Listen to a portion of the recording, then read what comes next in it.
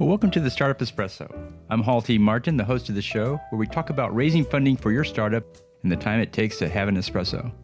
I hope you enjoy this episode.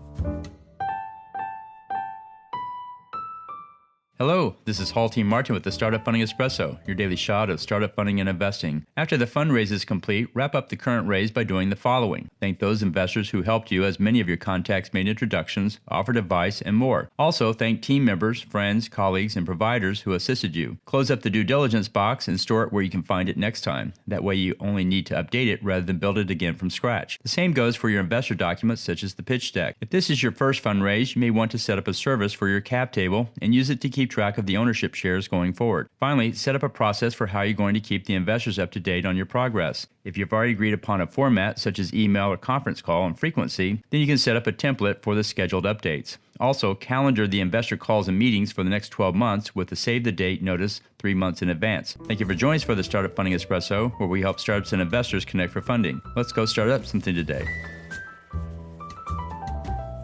Hall T. Martin is the director of Investor Connect, which is a 501c3 nonprofit dedicated to the education of investors for early-stage funding. All opinions expressed by Hall and podcast guests are solely their own opinions and do not reflect the opinion of Investor Connect. This podcast is for informational purposes only and should not be relied upon as a basis for investment decisions.